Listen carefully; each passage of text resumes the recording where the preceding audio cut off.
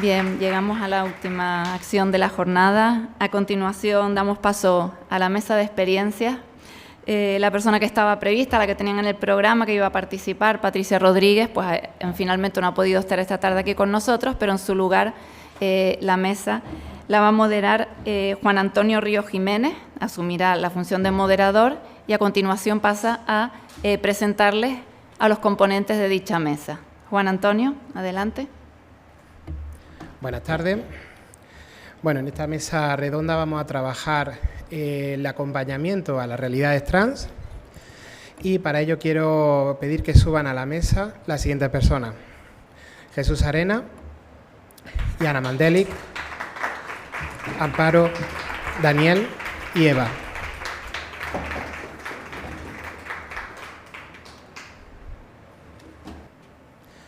Empezamos esta tarde trayendo un tema a debate que afecta a todos los centros educativos, que afecta a todas las familias, porque cuando nos encontramos en el aula a una personita trans que está haciendo su transición, necesita toda la ayuda del mundo por parte de instituciones, de docentes, de familias y de sociedad en general. En esta mesa hemos traído a representantes de estas realidades para que puedan, desde su experiencia, desde su persona, contarnos cómo lo están viviendo. Entonces, empezaremos presentando a Jesús Arena, que él es orientador en el IES Pérez Galdós de Las Palmas de Gran Canaria y es secretario en GAMA.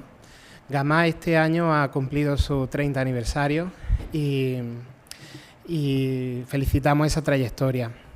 Bueno, Jesús va a empezar, cada una de las personas de esta mesa va a tener unos 6 minutos, 5 o 6 minutos. Jesús va a empezar contándonos su experiencia. A continuación presento también a Eva Pascual. Ella es fundadora de Crisalis Canarias, fue hasta el año 2023 presidenta de Crisalis y ahora mismo es coach y acompaña a familias que están haciendo esa vivencia, esa experiencia de transición. A mi derecha queda Yana Mandelic, es la actual presidenta de GAMA, o sea, de Crisalis Canarias. Es trabajadora social, integradora social, es también referente de igualdad, técnica en igualdad y también trabaja en Cáritas. Quiero presentar también a Daniel y Amparo. Ellos son familia. Daniel se está formando actualmente como trabajador social. Tiene también un doble grado en Relaciones Internacionales. Ha trabajado en Kif Kif ayudando a menores migrantes y también pertenece a la Junta de Canary Pride. Y Amparo también, me gustaría presentarla. Ella es la madre de Daniel. Desde los 17 años ha estado participando en movimientos vecinales, ha estado trabajando en áreas de igualdad en el Gobierno de Canarias, sigue en activo y también pertenece a la Junta Directiva de Canary Pride. Bueno, una vez presentadas todas las personas de esta mesa, pasamos al turno de palabra. Empezamos por Amparo. Eso no me gusta. ¿Se oye? Pues ahora sí. Eso de ser la primera nunca me ha gustado. Bueno, pues como ha dicho él, yo soy mamá de Daniel, pero también tengo otra peculiaridad. Soy una madre totalmente diversa. Es decir, en mi familia hay una persona con diversidad funcional, que está ahí sentada, mi hija Susana y mi hijo Daniel, que está aquí, que es una persona diversa, que es un hombre trans. Estoy aquí porque considero que hay que ayudar a las personas en su tránsito y apoyarlas en todo lo que se pueda, sea del tipo que sea. Muy bien. Daniel, preséntate si quieres. Sí. ¿Se oye? Sí, se oye. Bueno, pues un placer, encantado. Mi nombre es Daniel. Yo tengo 25 años actualmente y transicioné vamos a decir, o sea, yo empecé con 16 años, cuando ya me planteé yo sobre mi identidad y quién era, y ya con 18 fue cuando lo tuve ya mucho más marcado y decidido, vamos a decirlo así, porque estuve 2 años de mi vida que fui una persona no binaria, y ya luego después con 18 pues dije, bueno, pues yo soy un hombre y hasta ahora. Si quiero, bueno, no sé, empiezo a comentar sobre mi experiencia. Vale. Con respecto en el ámbito educativo, hay una cosa que sí quiero decir, y en el ámbito también familiar, y es que en mi caso es de los muy, muy, muy pocos en donde a mí se me dio un apoyo, ¿vale? En mi entorno familiar siempre se ha visto un modelo no normativo, en donde las mujeres de mi familia pues no han sido especialmente femeninas, y por tanto a mi hermana como a mí nunca se nos ha puesto unas perspectivas de género en donde tengamos que cumplir una serie de cosas para poder ser nosotros. Es decir, antes de transicionar, además yo transicioné ya en la universidad, no fue ni siquiera en un entorno como puede ser un instituto, que ahí los menores pueden ser bastante crueles. Tanto a mi hermana como a mí, a pesar de tener bastantes diferencias, siempre se nos dio nuestro camino a elegir, nuestro espacio para tomar nuestras propias decisiones y el poder ser cada uno a nuestra manera. Sí es cierto que en la universidad, que hoy se comentó en los ponentes de por la mañana, en Canarias tenemos un trabajo muy, muy, muy adelantado. Cuando yo estudié en Madrid, en la Rey Juan Carlos I, y yo noté la diferencia entre estar en Canarias y estar en Madrid. Básicamente porque yo sí noté una diferencia en las perspectivas y las expectativas de género que tenían mis compañeros con respecto a mí y con el resto. Claro, yo el doble grado que hice, también una cosa que explica muy bien esta realidad, es que yo hice Relaciones Internacionales con Ciencia Política y Gestión Pública. Y la gente de Relaciones Internacionales cumplía una serie de expectativas de género, ¿vale? Aquellas que se consideraban mujeres, era lo que nosotros de forma estereotipada entendemos que es una mujer, muy arregladas, con el pelo largo, con sus expresiones además también eran lo que se considera hoy en día femenino, mientras que los varones pues lo contrario, hombre, no hasta el punto de ser asquerosos, al menos no de forma pública, pero sí cumplían bastante esos cánones y bueno, yo no entraba ahí. Así de claro, a mí de todas maneras se me podía ver perfectamente con la diferencia con mis compañeros. Mientras que en ciencia política, en cambio, era todo lo contrario. Era gente mucho más diversa, había todo tipo de personas con distintos tipos de visiones y características, entonces ya ahí me sentí un poco más incluido. Sí es cierto que al ser un ámbito universitario yo tuve mucha suerte y nunca tuve ningún problema. Yo cuando cambié el nombre en los papeles, cuando transicioné en un momento, yo todavía no podía cambiar la matrícula. Y yo en ningún momento por parte de ningún profesor tuve ningún problema. También es cierto que, y esto se comentó también al principio de las primeras ponencias, no hay cuidados en el ámbito universitario, ¿vale? El ámbito universitario es yo llego, soy profesor, bueno, soy docente, te doy la lectura y ya está. Entonces, en parte, eso jugó a mi favor porque al profesor le daba igual. Mientras yo pusiese en el examen el nombre de la matrícula, porque éramos 100 personas perfectamente en un aula, daba igual. Pero en sí yo nunca tuve, y por mis compañeros mucho menos, al contrario, yo comenté mi realidad en un grupo además de WhatsApp y tuve un muy buen apoyo por parte de todos mis compañeros.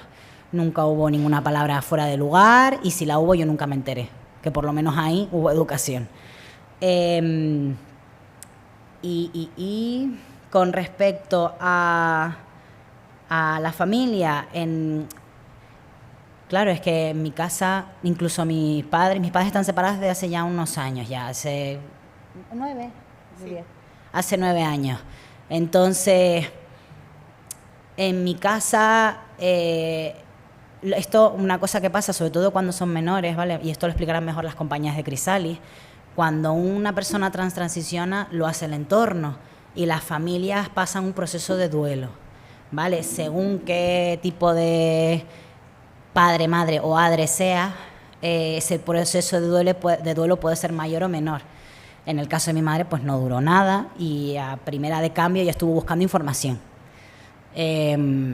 Con mi padre sí es cierto que tampoco he tenido ningún problema, sí que es cierto que le ha costado un poco más asimilarlo, yo creo que su proceso fue un poquito más largo de duelo, pero en el primer momento que yo le di información, o sea, yo llegué, le dije, papá, soy esto, y le di la información, yo ya tenía claro, ya tengo que pasar en ese momento todavía había que pasar por un psicólogo y sacar un informe para yo empezar a hormonarme. Yo llevo 6 años en hormonas. Yo voy a pasar por un psicólogo, de un psicólogo quiero ir a un endocrino para hormonarme, yo me siento así, y se lo expliqué todo de forma detallada. Y esto hay que tenerlo muy en cuenta, y las familias no están ciegas, y al final ellas ven lo que hay en casa. Y una cosa que yo, por ejemplo, nunca me voy a olvidar es que mi padre a mí me dijo, porque encima yo soy además una persona bisexual, y yo primero empecé con una mujer antes de transicionar a tener una relación.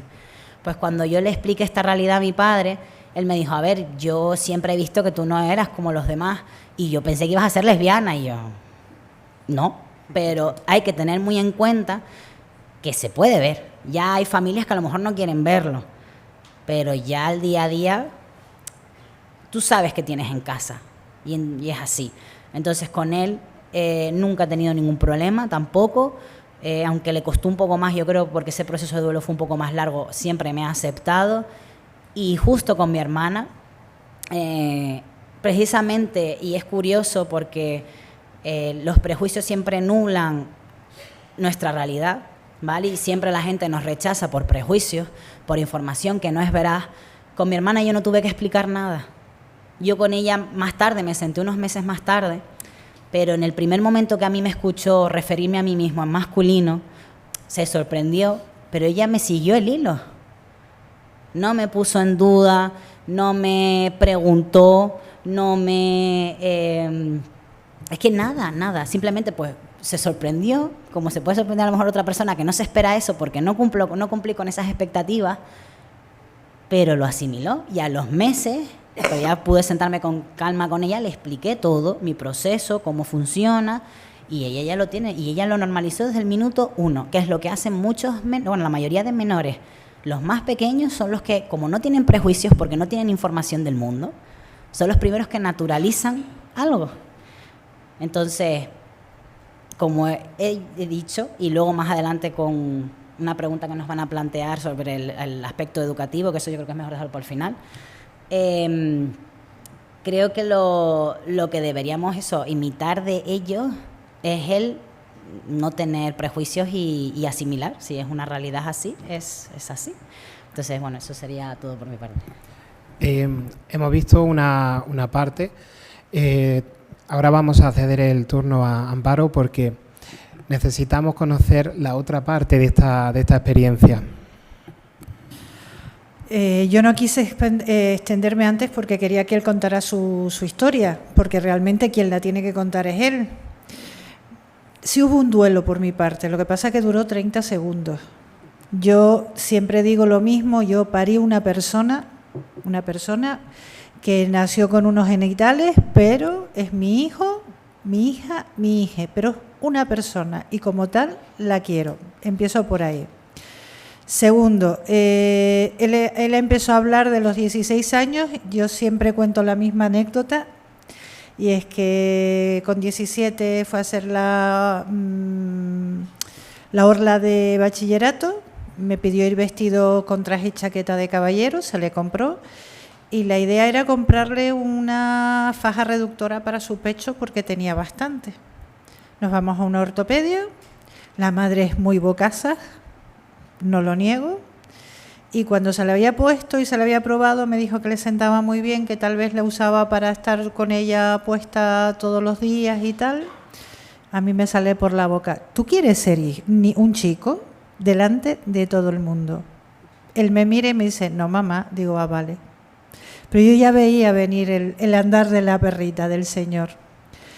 Y en cuanto al tema del duelo de 30 segundos, es muy fácil llegar que tu hijo te siente y te diga, mamá, o tu hija te diga, mamá, yo me siento así.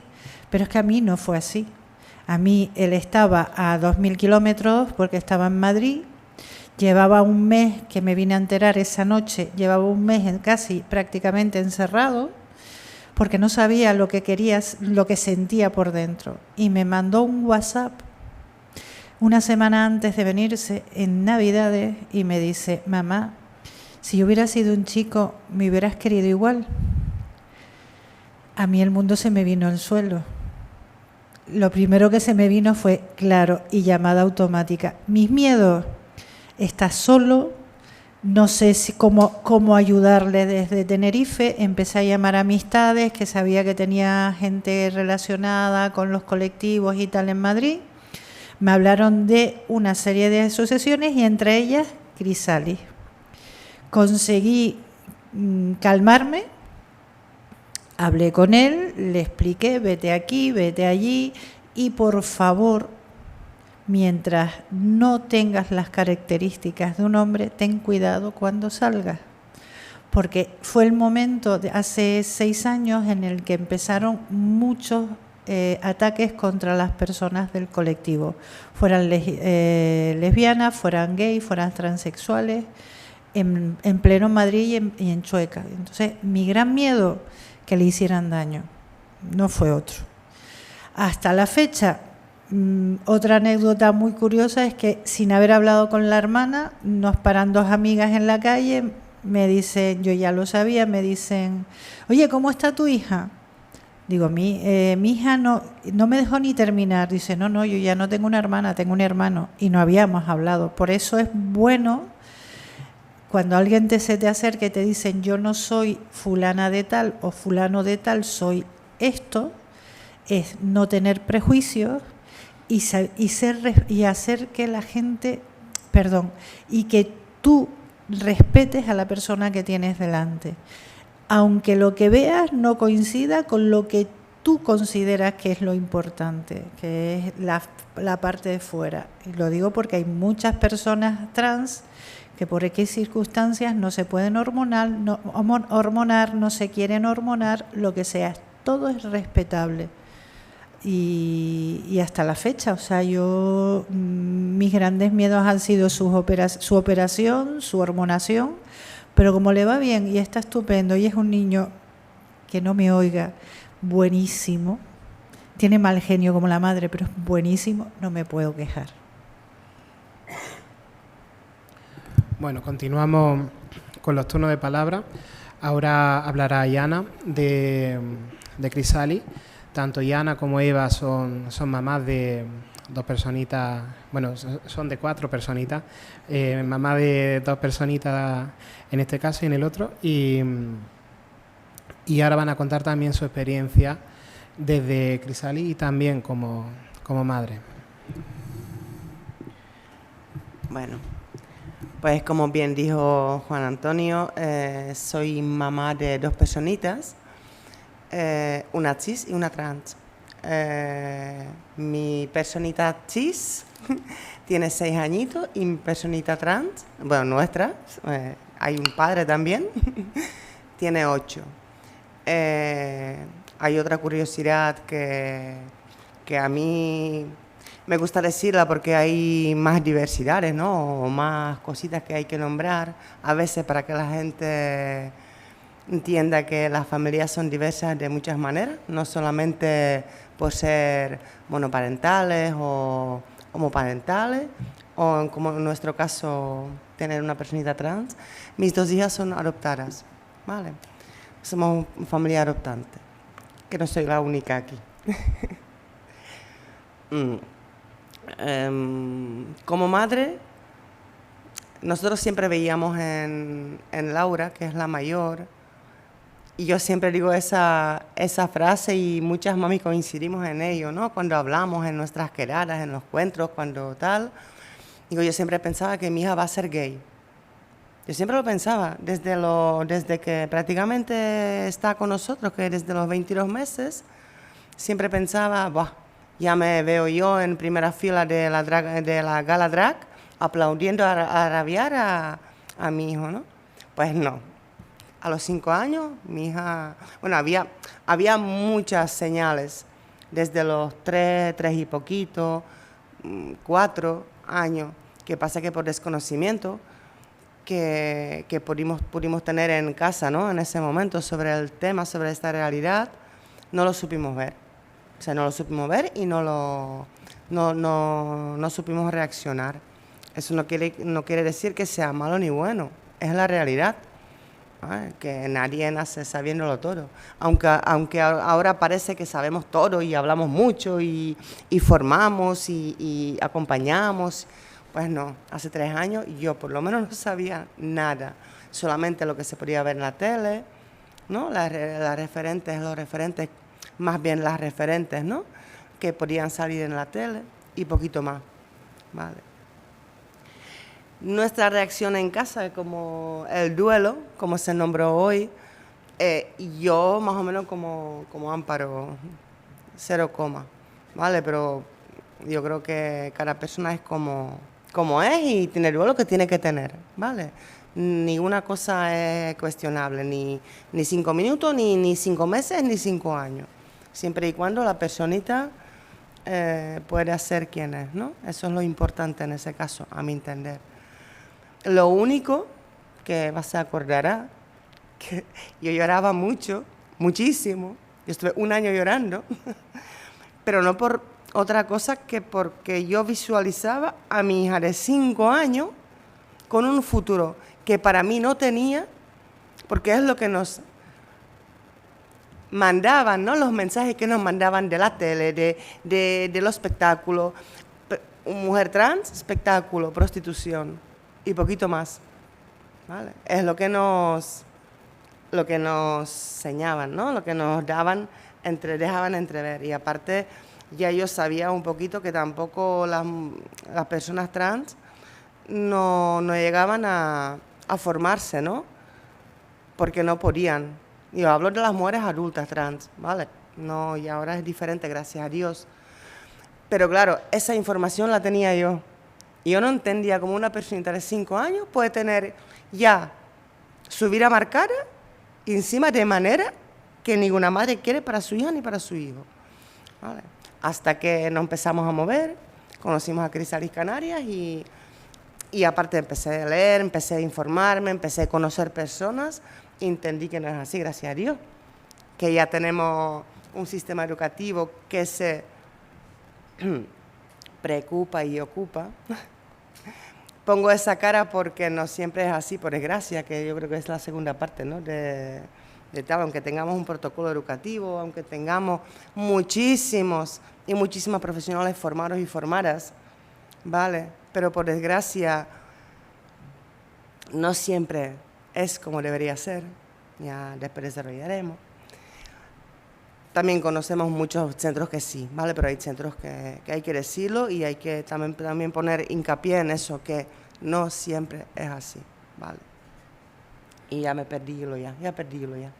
Pues eso, profesionalmente soy integradora social, que ya lo fui antes de ser mamá de infancia trans, y técnica de igualdad, ¿vale? Porque es mi rama. Y soy estudiante de psicología, que yo no suelo decirlo mucho, pero yo creo que aquí corresponde decirlo, porque no me acuerdo quién fue, que se habló en alguna de las ponencias. Eso, no, fuiste tú, Concha, en la ponencia. Yo escuchándote pensé, digo, es que es verdad, yo estoy estudiando psicología, estoy en 3º, tenemos una asignatura de diversidad. Yo cuando la vi este año, yo me emocioné, busqué en el drive que tenemos, claro, los temarios de años pasados, pues sí, está muy bien. Hay una asignatura de diversidad, pero diversidad funcional, diversidad, otro tipo de diversidades. No hay una asignatura que hable de diversidad sexual o de género. Me parece súper triste y no puede ser así. Igual que las carreras de docencia, ¿no? De profesorado. Es que deberían estar ya, debería ser algo, ni siquiera una asignatura en sí, algo transversal. Tiene que estar, y punto. Ya con eso concluyo. pasamos el turno de palabra a Eva, que también nos va a contar su experiencia. Bueno, pues buenas tardes a todos, todas y todes. Gracias a la organización por tenernos aquí. Les podría contar mi historia, creo que la he contado un montón de veces. Voy a darles las gracias a Amparo y a Hanna, porque creo que tengo la suerte de haber sido de esas primeras llamadas de teléfono. Yo recuerdo la de Amparo, que yo no me podía meter en casa porque me quedaba sin cobertura, y yo pensaba en esa mamá que tenía a su hijo al otro lado tantos kilómetros. Así que, y bueno, con Hanna es una realidad distinta porque no es lo mismo 17 que 5. En mi caso, David va a hacer 10 años que transitó, va a cumplir 15, o sea que transitamos de su cuarto a su quinto cumpleaños, usamos esa fecha para que fuese su tránsito social. Claro, no es lo mismo la Gran Canaria o las islas o nuestra comunidad autónoma en el 2024 que en el 2014. En el 2014 además celebrábamos una ley LGTB, octubre de 2014, que se celebraba y que para mí era insuficiente como mamá de un peque trans porque no estaban las infancias recogidas. Dicho eso, hacía una década de luchar por protocolo educativo, que para mí era lo más importante. Mi hijo estaba fuera de mi casa un montón de tiempo y eso implicaba que había personas que iban a tener que ser sus referentes que lo cuestionaban como personita. Entonces, para mí era lo más importante que yo necesitaba como mamá. Yo no soy psicóloga, yo soy arquitecta de profesión, pero la maternidad me colocó y yo creo que me dio armó el puzzle de mi vida. Tengo que ser honestos, yo creo que también soy mamá adoptante y creo que esa adopción era la pieza, ¿no?, que encajó mi vida. Dicho esto, tienes dos opciones: quedarte en el sofá o pelear por derechos humanos. Yo tengo otra hija y yo no entendía por qué, por ser feliz, se quedaba sin derechos humanos. Se quedaba sin una tarjeta sanitaria que le reflejase quién era. Él me decía: mamá, ¿por qué si soy un chico y tengo pinta de chico me siguen llamando por el nombre que no es? Y yo le decía: cariño, tranquilo, mamá sigue buscando la manera. No teníamos una ley, no teníamos un protocolo educativo, no teníamos un protocolo sanitario. Las infancias han sufrido muchísimo y siguen sufriendo, porque parece que cuando son pequeños, porque son pequeños, y entonces no tienen credibilidad, y desde el adultocentrismo suponemos que nosotros los adultos no las sabemos todas y todos venimos con mochilas. Evidentemente Eva mamá tenía prejuicios. Eva mamá, escuchando a Hanna, que anda que no haber escuchado la historia, pero yo me retrotraigo, ¿no? Yo tuve que ir a Gamá en aquel momento, y me acuerdo que mi marido es policía local. Nosotros vivimos en la zona sur de San Bartolomé, de Tirajana, en Gran Canaria. Y no sé si alguien conoce el Jumbo. Yo me he criado cerquita, ¿vale? Cuando a mí me dicen: usted lo que tiene no es una niña, sino un niño trans, hace de esto casi 12 años. Porque David empezó a verbalizarlo, no tenía 3 años cuando me decía: mamá, yo soy un chico por dentro y por fuera. Soy un chico sin pene, mamá, mi pene está allá adentro y ya me crecerá. No tenía 3 años. Nosotros adoptamos a David cuando cumplió 9 meses, pesaba 6 kilos, 200. Con esto quiero decir que evidentemente hay cosas que están dentro. Yo no sé si se nace, pero lo que está claro es que yo no puedo... nosotros teníamos claro que educábamos a 2 niñas, porque había 2 vulvas en casa, y no entendíamos por qué una era feliz y la otra no, cuando a las 2 les dábamos el mismo amor. Y achacábamos mucho a su orfanato, porque es una adopción en China, y lo que estaba claro es que había algo más. Mi marido decía: la niña tiene un rebumbio dentro, pero no le sabemos poner nombre al rebumbio. El rebumbio no se puede llamar transexualidad, eso no nos lo han enseñado. Yo para mi segunda hija pasé 6 tratamientos de fertilidad, y yo decía: con las horas que yo he pasado en ese hospital, porque nadie me habló que la identidad es algo que yo como mamá tengo que aprender, porque nadie me habló de esto, porque yo me preparé para ser mamá, ¿no? O eso pensaba porque fui mamá galletona. ¿Por qué les cuento esto? Porque es verdad que han pasado 10 años y siguen pasando los mismos sentimientos. Con 5, con 10, con 15. Seguimos cuestionamos a las personas trans, sea cual sea su momento vital. Desde el privilegio de creer que nosotros sí cumplimos normas. Al final la realidad es la que es, somos diversos y eso nos enriquece como sociedad. Yo les diría que queda mucho por hacer. Miren, vengo de unas jornadas esta semana en la Complutense, en Madrid, y escuchaba los problemas que había que reivindicaban y yo decía, pues seguimos igual. Yo le decía, Clara, vengo de Madrid, estamos igual. O sea, están hablando de lo que ya hablábamos hace 10 años, con una diferencia, que esa diferencia, tengo que decir que fue lo que nutrió mi alma, porque dices tú, te pegas un tute de 72 horas para estar en un curso, y es que las familias que acompañamos a personas trans siempre decimos que son ellas, las personas trans las que tienen que estar en primera plana y tienen que defender y tienen que hablar y tienen que ser escuchadas y son ellas las que tienen la razón. Las personas cis que acompañamos estamos al lado, sin prisa pero sin pausa, pero al lado, respetando sus momentos, respetando sus verdades. Y la única diferencia entre hace 10 años y ahora es que hace 10 años las personas trans estaban sentadas ahí. Y ahora están aquí sentadas en muchas ocasiones. Y eso para mí es la evolución que tenemos porque seguimos peleando por derechos. Profesorado que a pesar de que en Canarias tenemos protocolo educativo, no lo cumple. No lo cumple porque cuando van a su trabajo llevan los prejuicios en la mochila también. No han querido aprender porque siguen cuestionando a las personas pequeñas. Tenemos que a veces que sacar a nuestros hijos de las aulas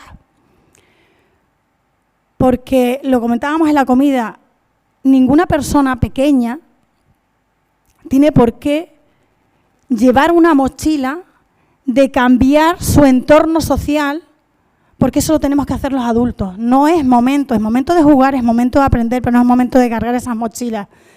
Y a veces tenemos que sacar a nuestros peques de las aulas porque es insoportable saber que están en un espacio que no es seguro. Les digo algo, las infancias en nuestra sociedad no se cuestionan.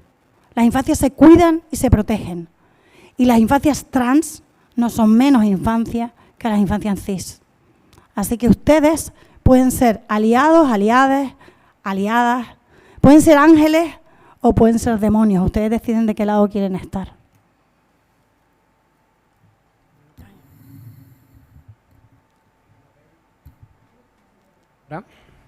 Vale. Como veis, estamos haciendo una evolución en la mesa desde el entorno más familiar hacia el entorno más educativo. Eva nos ha dejado preparado el terreno para hablar de cómo se están viviendo las infancias trans en la educación. Esta mesa, compuesta por 6 personas, va en 3 bloques. El bloque familiar, Daniel y Amparo. El bloque de Crisalis Canarias con la experiencia de 2 madres, y Ana y Eva. Y el último bloque lo formamos Jesús y yo como docentes que están en contacto con infancias trans. Entonces, a continuación, le cedo el turno de palabra a Jesús Arenas. Hola, muy buenas tardes. Me llamo Jesús Arenas y para introducir un poquito este rato de conversación, desde mi perspectiva más personal, soy un chico gay que está casado a su vez con otros chicos, que a su vez decidimos ser papás y papis con una amiga que quería ser mamá, que a su vez esta amiga se emparejó con otro chico y luego volvió a ser mamá con este chico, y nuestros 2 hijos de 10 años ya, pues dicen que tienen una familia gigante. Yo les digo que son muy afortunados porque tienen a 3 hombres que le cuidan. Siempre les digo que padre no es solo el que pone la semillita o el apellido, padre es el que acompaña, el que cuida, el que te lleva al cole, el que pasa malas noches contigo.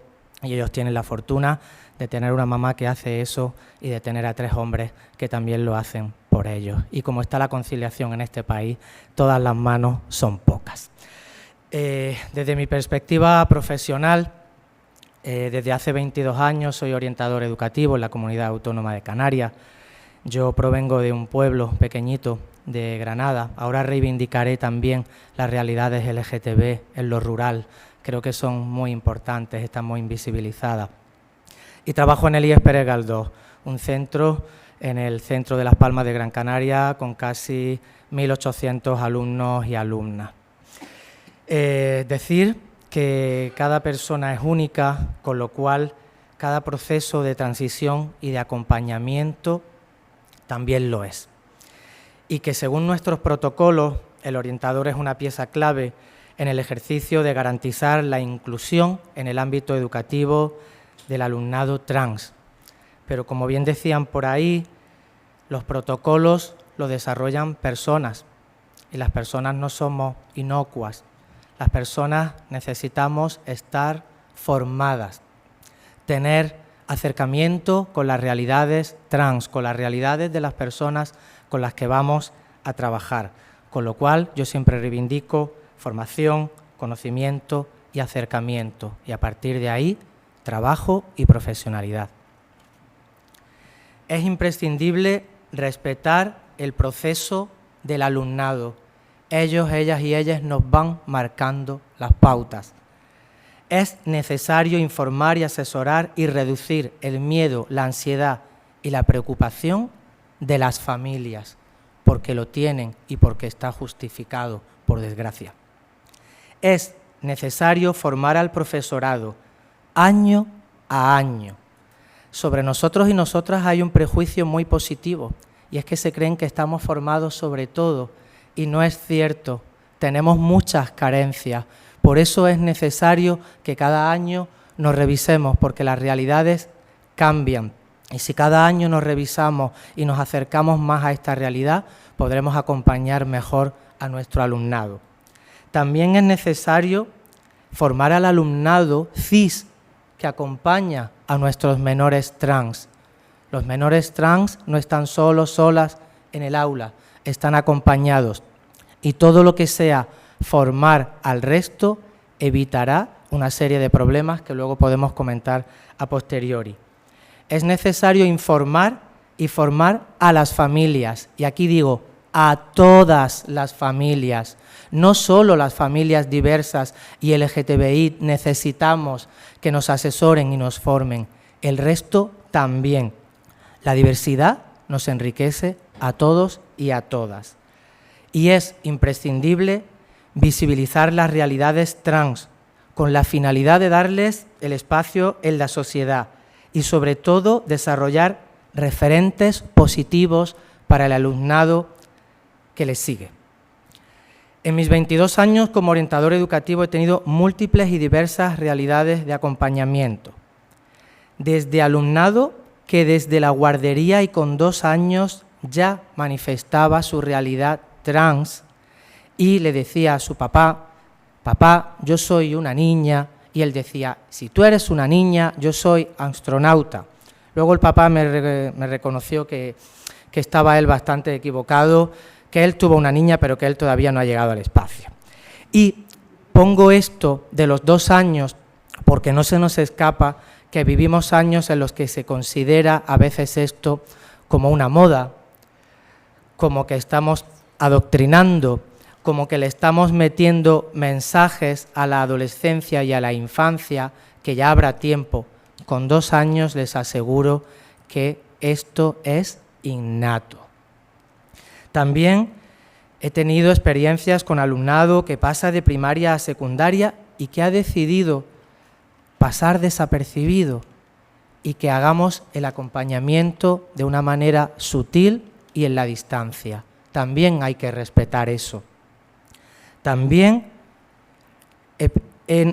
me ha demandado información de una chica que quería transitar y estaba totalmente desinformada y no sabía qué hacer. Y me decía, yo mañana quiero llegar al instituto así. Y le dije, tú tienes la fuerza moral, psicológica y mental para que 800 ojos te miren. Me dijo, no había caído en eso. Digo, ¿y si lo preparamos poco a poco, con cariño, con amor, con tu madre, con tu padre, con el equipo docente? Y me dijo, en tus manos lo dejo. También, tristemente, tengo que decir que he tenido alumnado con violencias y vivencias de violencia física y de abusos sexuales, con estados postraumáticos que en los espacios educativos se les hacía ya imposible estar. Hubo que derivar a este caso al Centro de Educación en Línea después de haber agotado todas las vías de coordinación con su psicoterapeuta de atención a la familia. Y uno de los últimos, pues me pareció especialmente bonito, porque era un compañero del claustro, que no había dicho que era un chico trans y que se tenía que presentar a unas oposiciones en julio. Y me dijo: Jesús, ¿puedo hablar contigo en confianza? Y le dije: bueno, tú ya sabes que el departamento de orientación es un lugar de seguridad. Y me dijo: cuando empezó el proceso de oposición, yo no tenía mi cambio registral todavía hecho, y las listas que tiene el tribunal, yo aparezco con un nombre que no es el que día a día he usado aquí. Y me dijo: ¿qué podemos hacer? Le dije: pues nada, vamos a hablar con la inspección que desarrolla este proceso de oposición, vamos a hablar con la presidenta de tu tribunal, y con total discreción, y habiendo hecho un escrito allí que hicimos en un momento, se solucionó el problema y él fue nombrado con su nombre ya sentido y ya registral en ese momento. Por eso siempre digo que la transición no tiene una edad y los acompañamientos son todos únicos y distintos. Y lo que yo le digo a la gente cuando entra al departamento de orientación es: quizá no tenga todas las respuestas para lo que tú necesitas, pero sí creo que tengo las ganas, la capacidad de contactar, de buscar apoyos, y entre todos y todas seguramente llegaremos a darte la respuesta que necesitas. Y yo solo tengo que decir que estoy muy agradecido de tener un cartel que diga: este es un espacio libre de LGTBI-fobia. Es bien grande y el que quiere verlo lo ve, el que por desgracia no quiere verlo no lo ve, pero sí tengo que decir que en estos años, si tú dejas la puerta abierta, si tú te visibilizas, si tú hablas de tus amigos y tus amigas trans, este alumnado se termina acercando a ti y acercando su realidad. Y en mi centro tengo que decir que convivimos con esta realidad y estamos muy orgullosos y muy orgullosas de ello. Gracias y buenas tardes.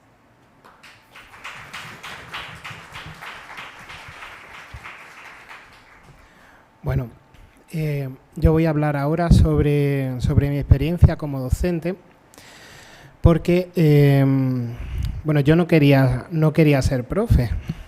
Yo tenía otra profesión antes de la pandemia. Yo no quería ser profe porque de pequeño, siendo adolescente, recibí mucha LGTBI-fobia. Entonces, nadie que ha recibido acoso en el instituto se plantea ser profe.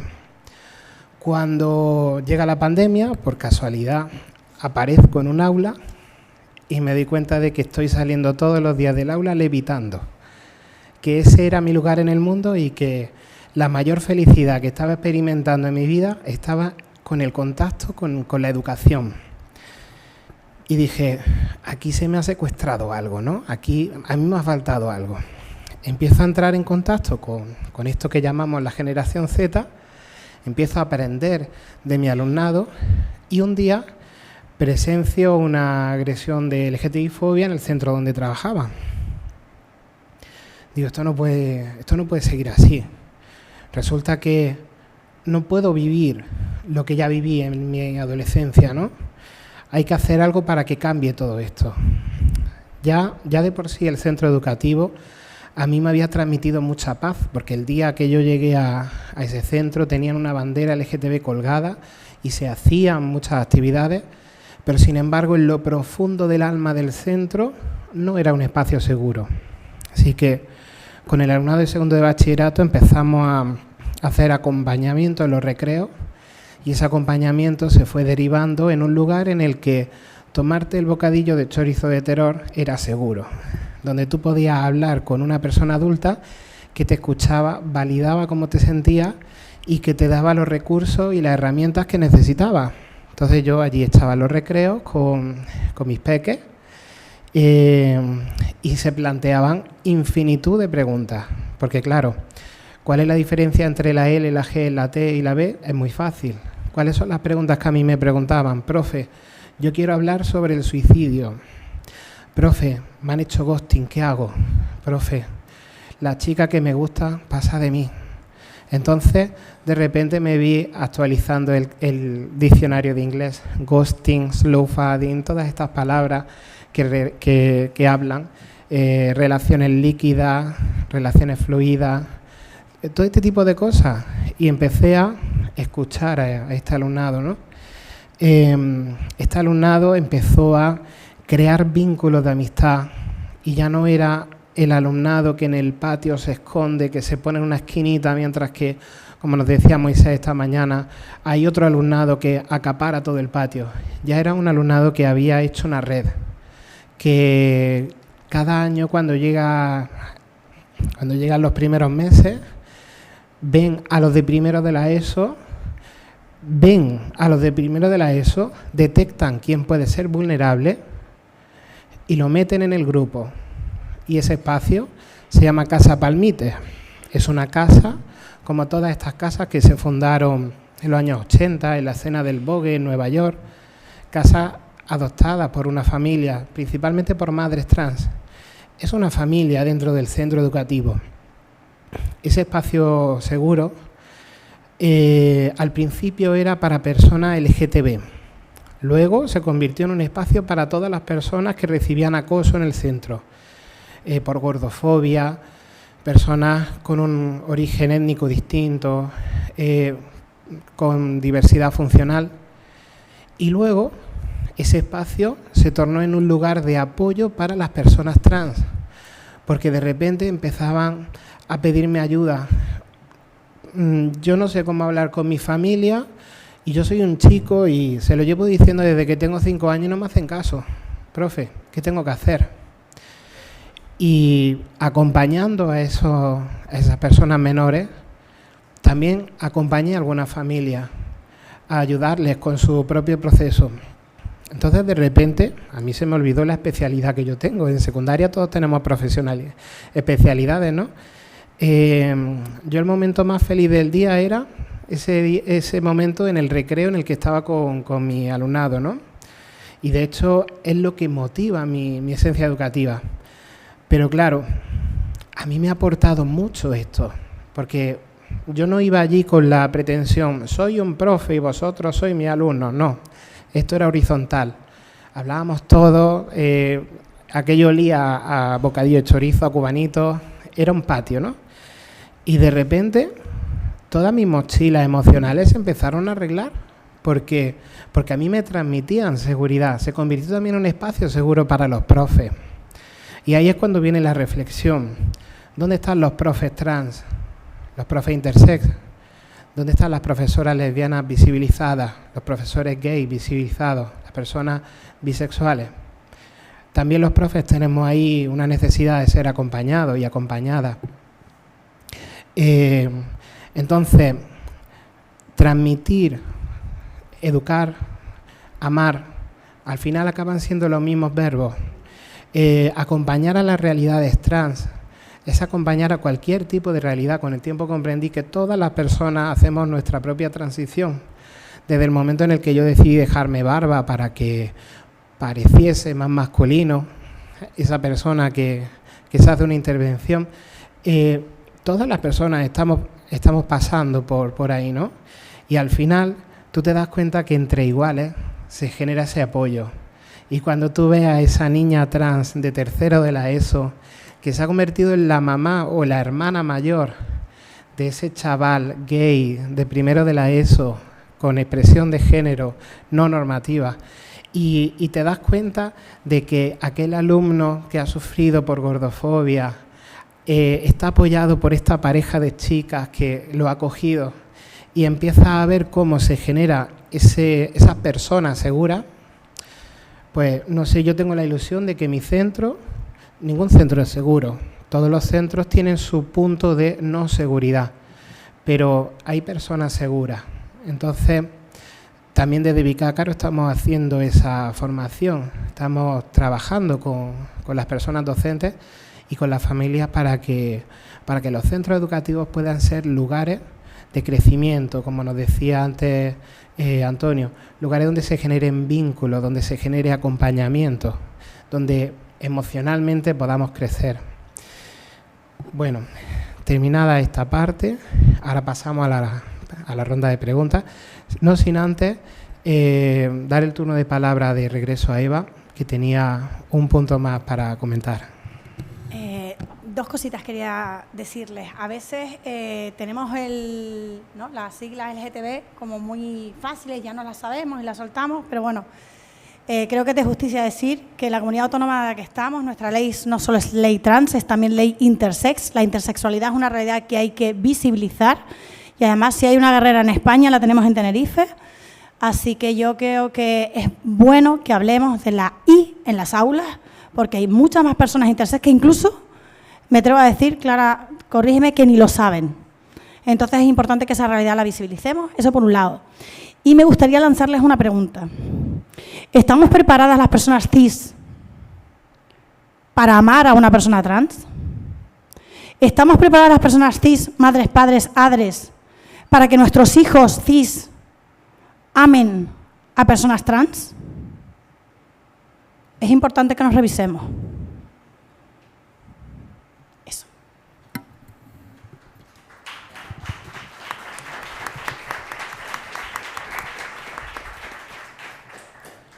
Bueno, partiendo de la pregunta que ha lanzado Eva, quiero hacerle una pregunta a Daniel y Amparo sobre ese amor. ¿Cómo se ha dado ese amor en vuestra familia? ¿Cómo ha sido la experiencia de la transición dentro del entorno familiar? ¿Y cuál ha sido ese vínculo?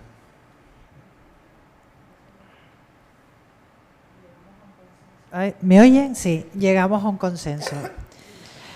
Antes que nada, que se me olvide, quería comentar, las tres madres que estamos aquí, hay unos padres que por ciertas circunstancias no pueden estar, pero las cabezas visibles solemos ser madres, ¿vale?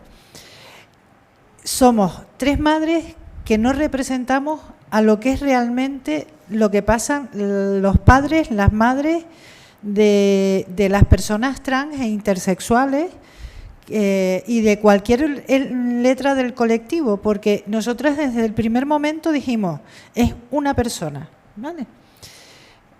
Cuando yo entré hace 6 años, yo creo que, no quiero exagerar, pero el 95% de los casos tenían o inducciones al suicidio o autolesiones o vivían en la calle o se dedicaban a la prostitución porque no tenían unos recursos necesarios porque sus padres, sus abuelos, toda su familia los había abandonado.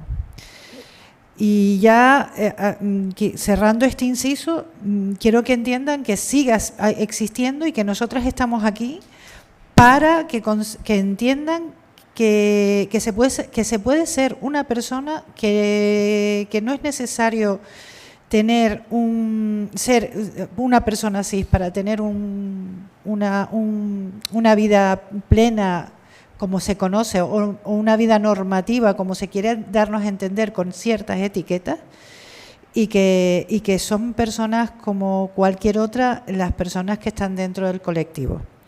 En cuanto a la pregunta de Juan Antonio, yo es que no me planteo ninguna contestación a eso. Primero porque el amor es el que siempre he tenido. O sea, la suerte que he tenido es que no he tenido que aprenderme ningún otro nombre.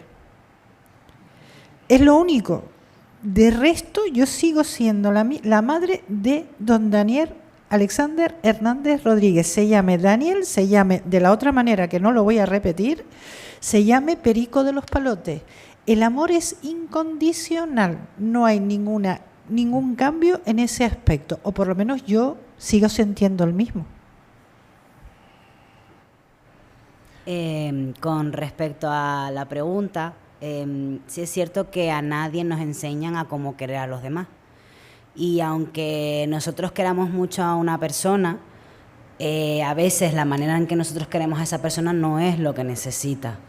Entonces, sí es cierto que en cuanto a mi transición no ha habido ninguna particularidad que yo diga se me ha querido menos por esta realidad, porque es que ha sido como quien dice me he teñido el pelo, quitando con sus más y sus menos evidentemente, pero es que ha sido simplemente una cosa más de todo lo que soy yo en casa Pero sí es cierto que, bueno, hay una cosa que a tener en cuenta, y es que en función de las herramientas que cuente cada persona, va a amar a la otra. Y yo siempre me voy a quedar, tanto por parte de padre y de madre, que dentro de las herramientas que han tenido ellos, con sus más y sus menos, y con la mochila que ellos han cargado en su vida, porque ellos también tienen su propia mochila y sus propias experiencias y sus propias carencias, han hecho lo posible, siempre lo máximo, porque tanto mi hermana como yo nos sentamos en igualdad de condiciones y nos sentamos los dos queridos.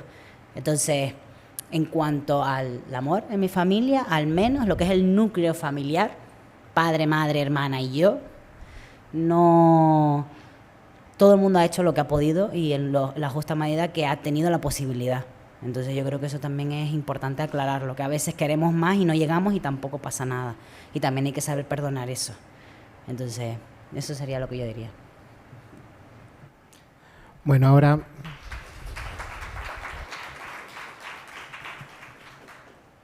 la pregunta siguiente va para Eva Pascual y para Iana Mandelic. Es acerca de vuestra experiencia con los centros educativos, cómo habéis visto que ha sido el acompañamiento a vuestras personitas, qué ha habido de positivo, de negativo.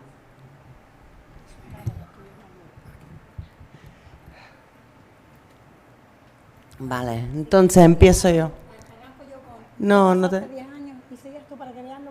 Vale, vamos a hacerlo al revés, ¿vale? Evidentemente hace 10 años ir con una realidad como esta era una puñetera locura, eso se puede contar aquí ya, ¿no? Yo siempre digo que tuve la suerte, como arquitecta de profesión, casualidades de las cosas, me había tocado como obras RAM el centro de mis hijos ese verano. Entonces, yo sospechando que esto cogía más rapidez de la que a mí me habían contado, yo escribo una carta a mi familia. Y entonces al director le pongo la carta encima de la mesa, digo, mira, junio, el año 2000, no me acuerdo, 2015, ¿sabes? Le digo, 2014, junio 2014, le digo, mira, me está pasando esto, no sé cómo va a ser, no tengo ni idea, nadie me sabe contar. En junio salió una niña, en septiembre entró un chico. Su respuesta fue, te creo porque eres tú. Y yo pensé, coño, y María que vive limpiando, o sea, las mamás del cole, o sea, vale, yo era arquitecta, pero el resto de las mamás eran mamás que tenían otras profesiones. En el sur de Gran Canaria mucha gente se dedica a la limpieza en los hoteles, y yo decía, ¿y si viene mi amiga María y le dice lo mismo que yo, no la va a creer? Porque era como, ¿perdona?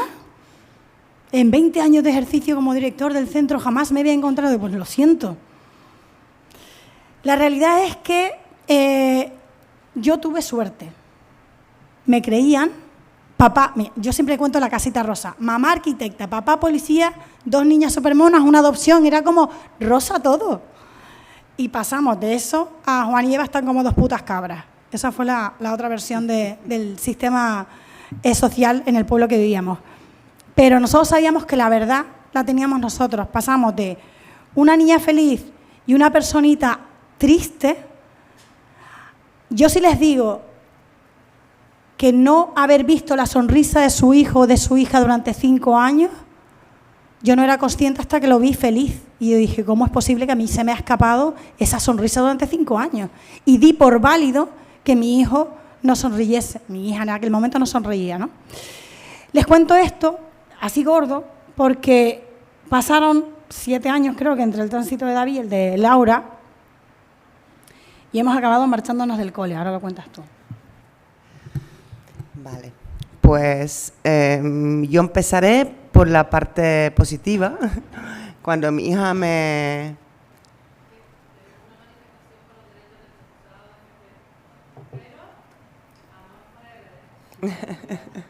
Bueno, hay que luchar, es verdad.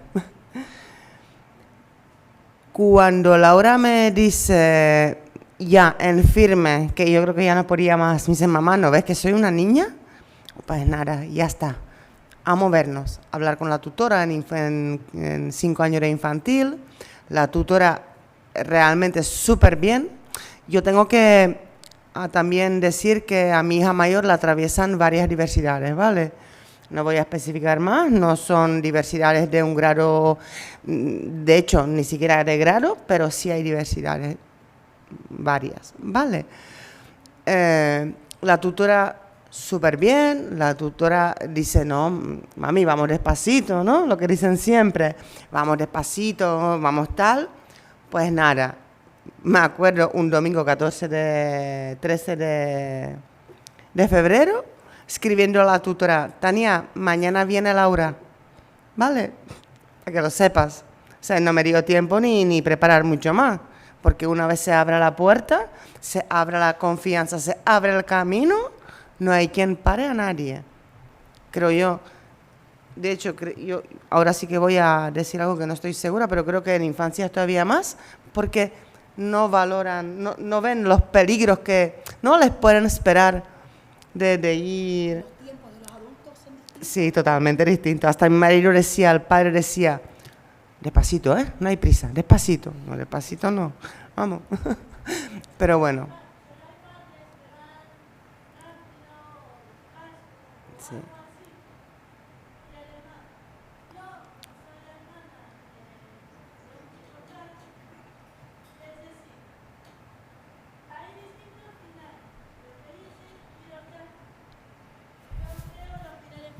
¿Por qué no damos...?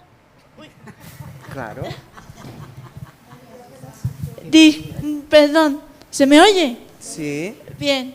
Primero que nada, perdón por la interrupción, pero es que me conmueve las historias que tienen estas personas de aquí. Y bueno, lo que iba diciendo, ¿por qué los chicos gays, lesbianas, trans, hijos, hijes, hijas y algunos más no pueden tener su final feliz? ¿O no? Y punto. ¿Y ya está? Claro. Así de sencillo.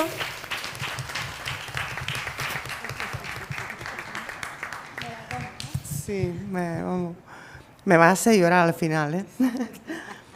Vale, pues en infantil de verdad que súper bien. Voy a añadir una cosita más, que lo saben las personas que hablamos muy a menudo. Era las familias, qué bien, qué valientes, ¿no? La palabra que nos encanta tanto, ¿no? Oír, qué valientes ni valientes, es lo que hay y punto. Pero, o sea, como era socialmente aceptado, ¿no? Era como, wow, esa familia. Pues, falsamente aceptado. En primero ya no tan bien, en segundo menos todavía, y ahí sí que yo lo achaco y lo siento antemano, ¿vale? Yo sé que no siempre es así. Cuando la persona que lleva la clase, la tutoría, ¿no? Que tal, si no, ay, como lo digo, en un espacio de docente, es complejo. Si tiene sus propios miedos, sus propias no aceptaciones de las realidades, es muy difícil que transmita, ¿no?, la seguridad, que trabaje la autoestima de la personita, ¿vale? Es muy difícil, yo diría hasta imposible, ¿vale? Nos pueden mentir un ratito, no quiero decir, es que me es muy difícil encontrar las palabras para no expresar algo que no quiero expresar, ¿vale? Es muy difícil transmitirle a la familia, la docente, en este caso la tutora, que nosotros sintamos la seguridad de un espacio seguro para nuestra hija, ¿vale? Eso es súper importante. Yo creo que alguien lo nombró ya hoy, el tema de formarse, informarse, saber, no que hagamos un curso de las horas que sean una vez, no. Esto fluye, todo fluye. Cada vez hay cositas nuevas, hay que aprender siempre, por favor, porque es muy difícil, no voy a hablar mucho más, es muy difícil ver si me emociono, lo siento, es muy difícil ver una niña de 6, 7 años sufriendo, diciendo, mamá, soy niña mala, mamá, soy niña asquerosa, mamá, soy un niño, tengo pene, no puedo jugar con las niñas. Es muy difícil. Vale. No pasa nada, ya gracias a Dios, pero ¿qué pasó? Y aparte está la hermana pequeña de 6 años, que es la hermana de, ¿vale? Que no nos podemos olvidar nunca de los hermanos y las hermanas. Y las hermanas, depende. ¿Vale? Nunca. Porque son el pilar muy importante y una parte muy importante también.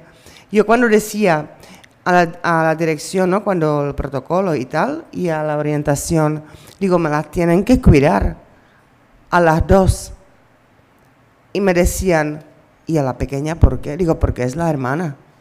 ¿Vale? Porque es la hermana y está. Dicho y hecho. Vale, resumo. Llegamos a tal punto que tuvimos que activar el protocolo de acoso a finales de año escolar pasado, acá este año en mayo, junio. La resolución fue nefasta. El problema es mi hija, ¿vale? Porque ella dice que es un niño. Digo, perdona, ninguna persona trans, y eso sí que lo digo a boca llena, porque es así, va a decir nunca, jamás, que es la persona que no es. No sé si me estoy explicando, ¿vale? Pero bueno, ya no vamos a entrar en detalles. Yo creo que es importante decir que las infancias se cuestionan en muchas ocasiones. Entonces, la que le falta credibilidad es a la personita trans. Y eso es importante entender, que no podemos ir con prejuicios a trabajar. Que como decía Jesús, las infancias y los tránsitos no tienen edad.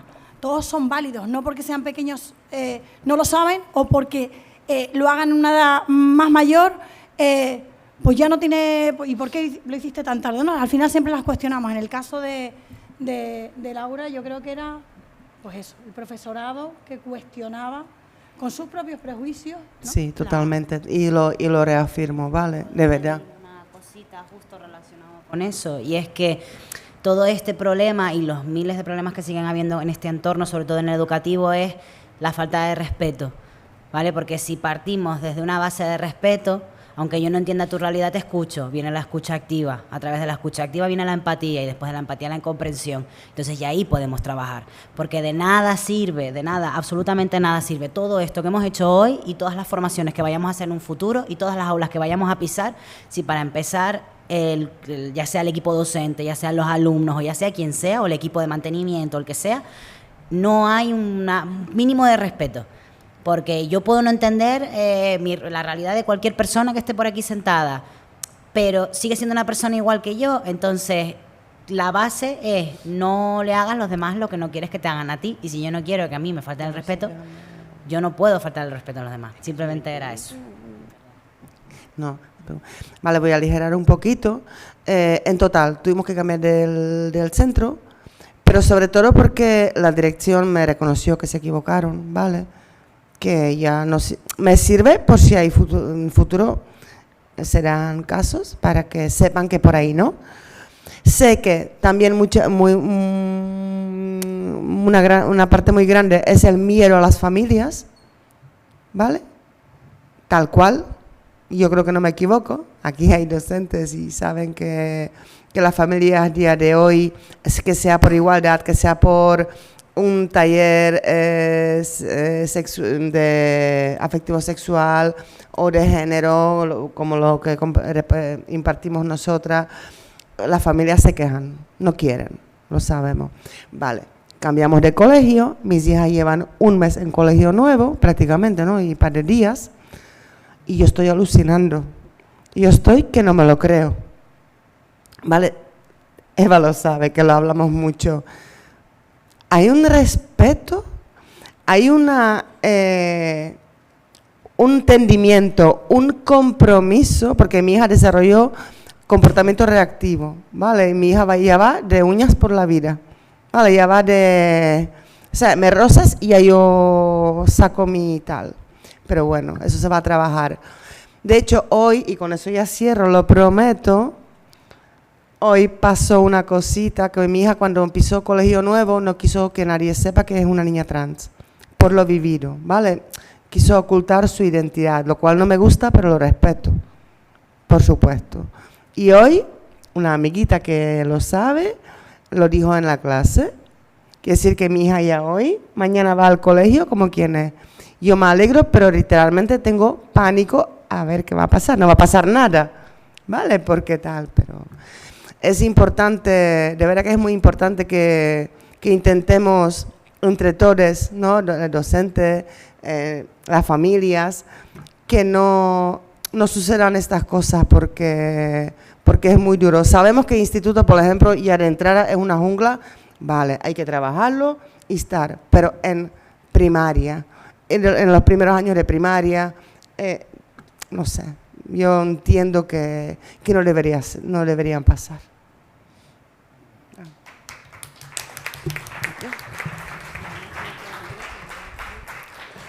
Bueno, lo cierto es que ha sido una experiencia increíble estar en esta mesa. Por cuestión de tiempo la vamos a terminar aquí. Y aprovechando, llevad lo que habéis aprendido en esta jornada, ya sea de mañana o de tarde, a vuestra vida, a vuestro aula, a vuestra familia, a vuestro interior, porque lo que aquí se ha aprendido se hace vida. Pasamos al último evento, ya cierre de jornada, y muchas gracias por haber estado aquí acompañándonos en esta mesa redonda.